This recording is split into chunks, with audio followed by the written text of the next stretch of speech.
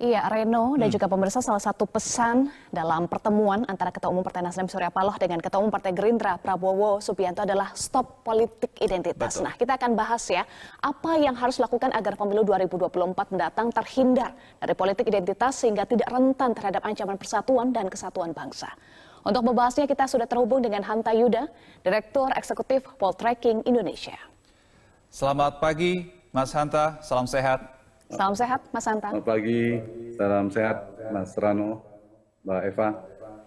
Baik, Mas Hanta, sebelum kita ke pertanyaan bagaimana sih caranya kemudian untuk mereduksi ya politik identitas itu. Tapi lebih dulu kita ingin ketahui bersama apa bahayanya sebetulnya dalam sebuah pesta demokrasi jika terlalu menonjolkan politik identitas.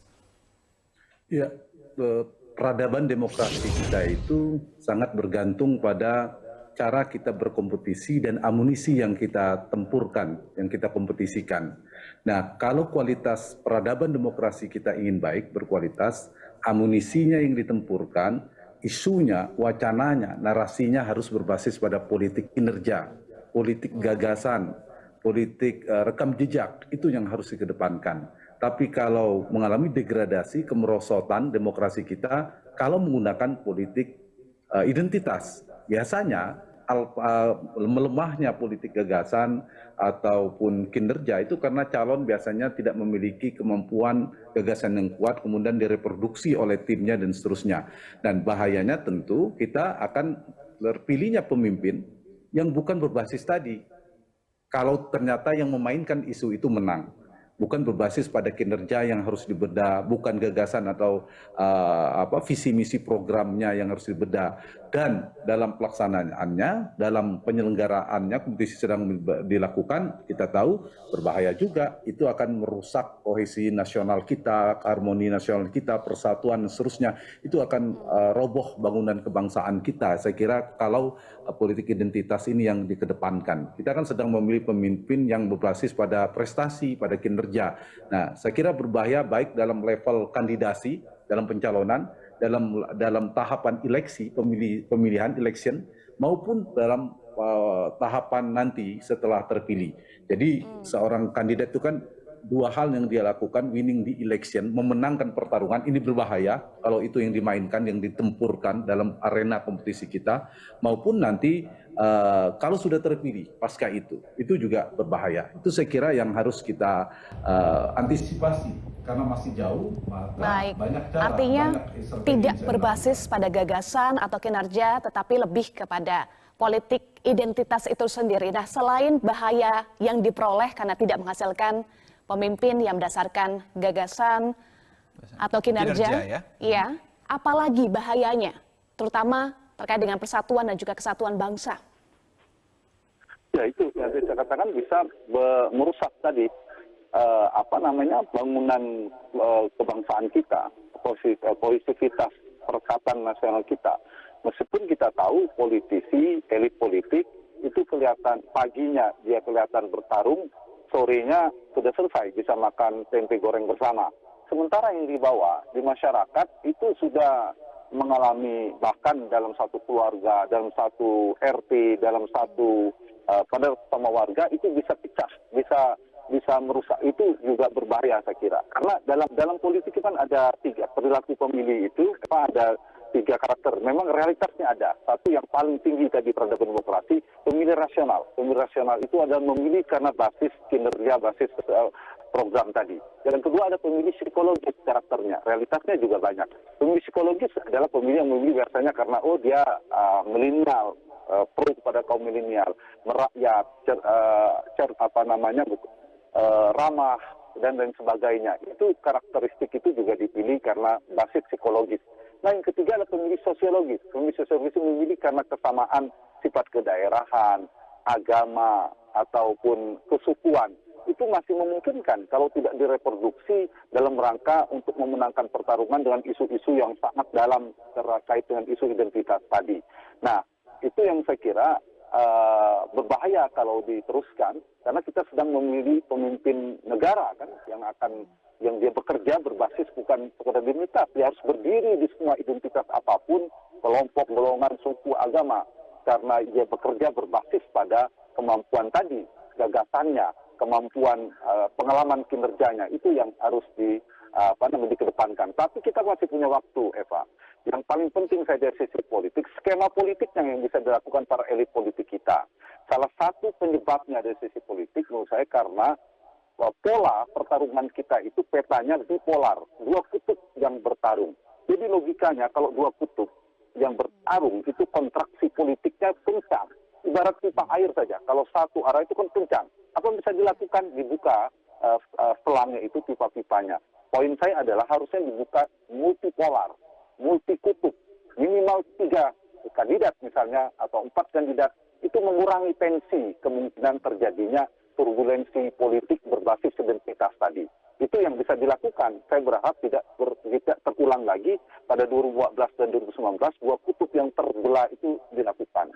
Yang kedua, dari sisi kandidatnya, kalau kita bicara menjelang 2024, itu kalau ternyata sekarang kan para idola yang terbagi itu mencari idola baru dia, berdiaspora. Dulu misalnya kelompok ini Pak Jokowi dan Pak Prabowo. Sekarang kelompok Jokowi cenderung mencari idola-idola baru. Katakanlah ada nama Ganjar Pranowo dan lain sebagainya.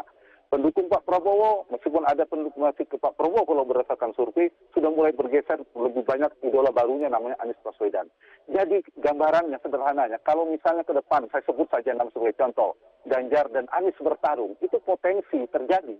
Apalagi diperkuat lagi dengan pembagian pembelahan partai. Misal PKS mendukung Anies, kemudian PD Perjuangan mendukung Ganjar. Ini misal saja ya sebagai peta. Itu potensi terjadi seperti itu sangat kuat. Jadi, poin saya, salah satunya untuk mengantisipasi yang dilakukan elit kita yang bisa melakukan skema politik, menghindari terulang itu. Bagaimana membuat skema politik yang untuk menghindari politik identitas tadi, karena terlalu mahal harga yang harus kita bayar buat bangsa kita. Karena usia politisi seorang itu kan 5 tahun, maksimal menjabat 10 tahun. Sementara persatuan, kesatuan, kebersamaan, harmoni sosial, harmoni kebangsaan kita tidak batas 5, 10 atau 20 tahun. Itu, Eva. Oke, baik. Mas Hanta, kemudian apakah bisa dikatakan atau bisa dimaknai begitu ya, politik identitas ini sebenarnya adalah jalan pintas, jalan terakhir untuk meraup suara, atau bahkan juga bisa dikatakan ini desperate ways begitu ya untuk bisa meraup suara karena secara gagasan tidak punya, secara kinerja juga tidak mampu. Apakah bisa dimaknai seperti itu?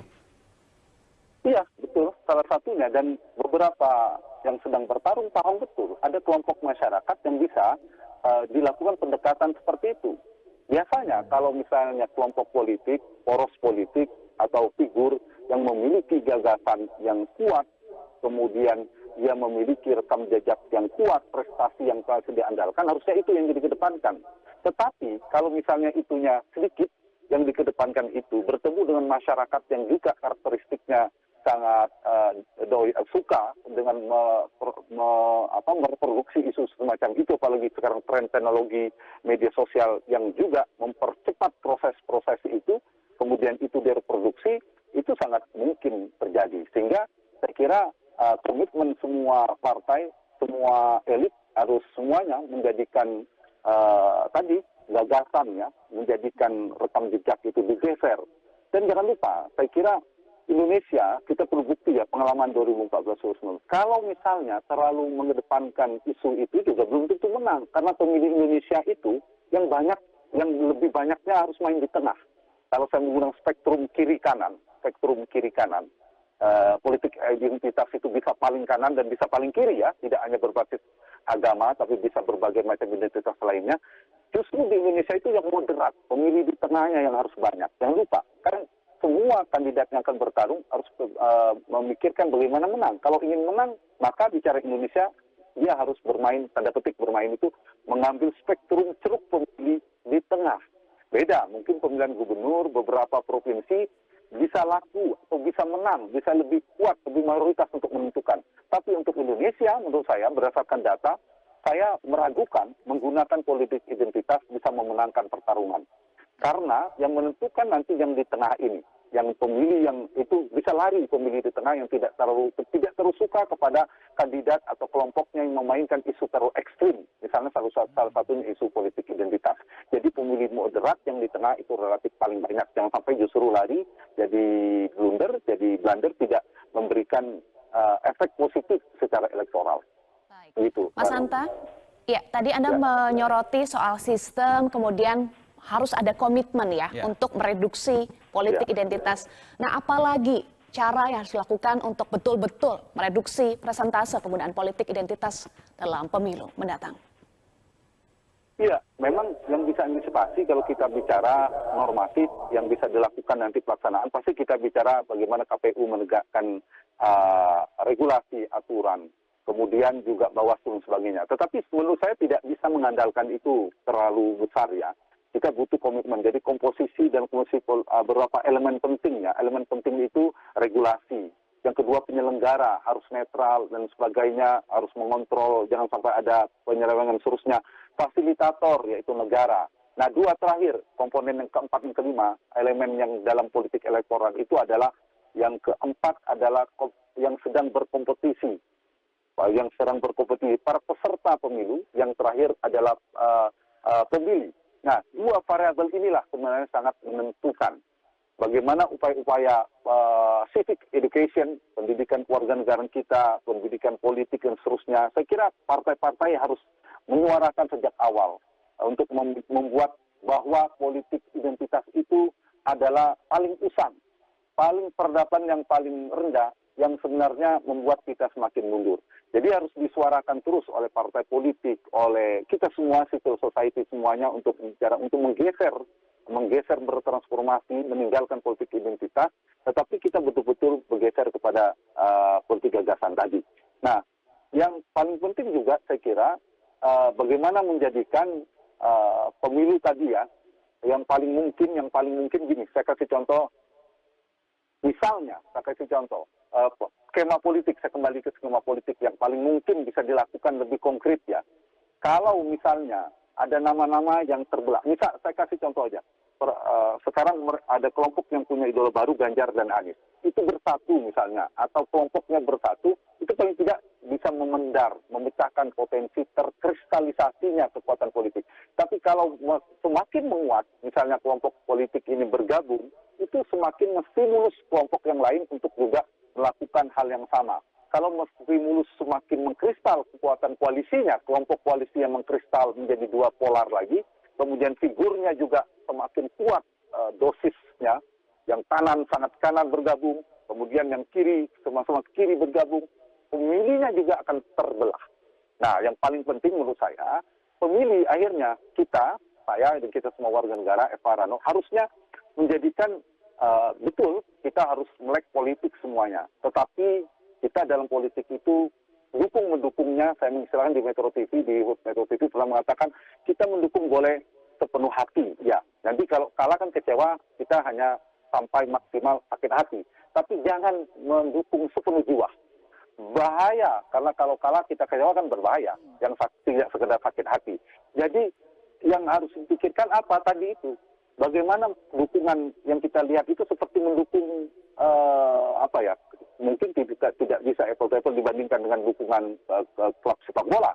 Tetapi mereka bisa bersatu. Kita lihat petanya 2014, 2019, nanti ke 2024. Ada kelompok partai yang bersatu, kemudian 5 tahun lagi dia berpisah. 5 tahun lagi dia bergabung. Tidak sampai 5 tahun, mungkin hitungan 1 tahun dia bergabung. Ini realitas politiknya kelihatan. Terbelah. Ternyata bergabung. Kita contoh aja 2019, Pak Prabowo dan Pak Jokowi, itu kan keras sekali kelompoknya. Mereka diameter berlawan. Sekarang kan dalam satu kubu, Pak Prabowo menjadi menterinya Pak Jokowi. Itu sebagai contoh, gambaran bagi kita. Sama, tidak mesti kemungkinan yang diidolakan itu. Jadi apa? Masyarakat jangan terlalu serius, jangan terlalu pemilih, karena mereka bisa berpisah kapanpun, bisa bergabung kapanpun, begitu juga pemilih.